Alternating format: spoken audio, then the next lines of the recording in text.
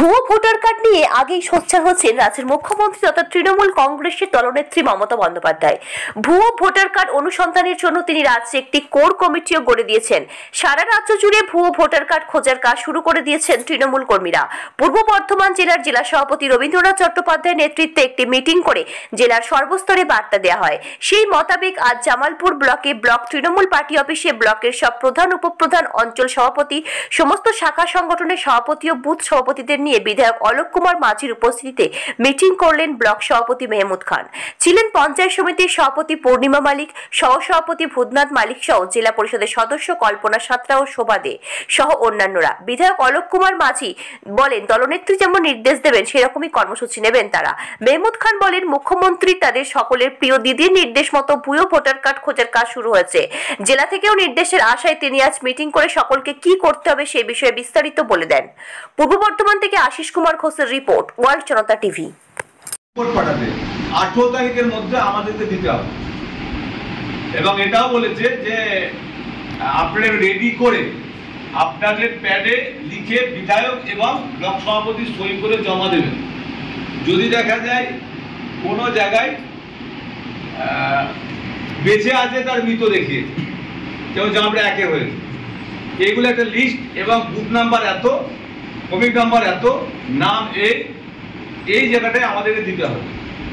আর দ্বিতীয় কথা হচ্ছে যারা মৃত আছে যে এই বুথে এই সিরিয়াল নাম্বার এগুলো মৃত, তাদের নামগুলো আছে, ঠিক আছে। সার্বিক এবার নতুন নাম দেখা গেল সব থেকে বেশি আমুজেদু 1, আমুজেদু 2 এবং আমাদের জৌগ্রাম সব থেকে বেশি হবে। জামালপুর 1 মনপুর এই এলাকাটা বেশি হবে। এইগুলো একদম পুরোপুরি ভালো করে বাড়ি বাড়ি গিয়ে, এবং যেগুলো আমাদের দেখা গেল ভাড়াটিয়া বাড়ি আছে, সে ভাড়াটিয়া বাড়ি আছে, তারা আছে, তাদের ভোটার লিস্টে নাম আছে, হঠাৎ করে সে দেখা গেল ভোটের আগে চলে গেল, আবার নতুন লোক এলো, সেই লোককে ভোট দিচ্ছে, এই লোককে ভোট দিচ্ছে। এগুলো ভালো করে সার্ভে করতে হবে প্রত্যেকটা বাড়ি। আন্দোলন আমাদের নির্বাচন কমিশন, ভারতের নির্বাচন কমিশন মেনে নিয়েছে যে তাদের অনেক ভুল আছে, সেটা পরিমার্জন করতে হবে। ইতিমধ্যেই কাজ শুরু হয়েছে, তাই আমরাও চাইবো যে 100% এই কাজে আমরা যেন অ্যাচিভ করতে পারি। কারণ আমরা জানি যে আমরা কিছুদিন আগে আমরা মনমোহন সিংকে হারিয়েছি। নীতি আয়োগ থেকে শুরু করে আমাদের যে বিশেষ করে আমরা বিভিন্ন ক্ষেত্রে যে আমরা RTI করি, এগুলোর উনি স্রষ্টা, অনেক ভালো ভালো কাজ করেছেন, কিন্তু সেই জায়গায় আমাদের মাননীয় 5 বছর 6 বছর 7 বছরও বেশি থাকে তারা ভোট দেয় না।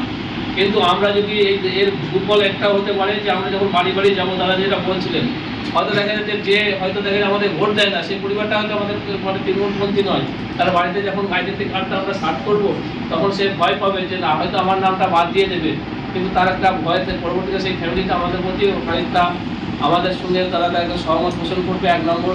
2 নম্বর, অনেক হয়তো দেখা যাচ্ছে ভুল তথ্য দিয়ে ভোটার কার্ড দিয়ে করেছে, সেও কিন্তু সেটা সংশোধন করার একটা জায়গা থাকবে। বিশেষ করে আমাদের নদিয়া, কোচবিহার, 24 পরগনা বর্ডার লাইন যেগুলো আছে, সেই জায়গাতে অনেক দেখা যাচ্ছে একটা মাত্র মানে সংশোধনীতে সেখানে দেখা যাচ্ছে 2-4 হাজার, 5 হাজার, 10 হাজার, 20 হাজার মানে সেখানে ভোটার কার্ড তৈরি হয়েছে, যেটা হচ্ছে যে মানে ইয়ের সঙ্গে যে আমাদের যে নিয়ম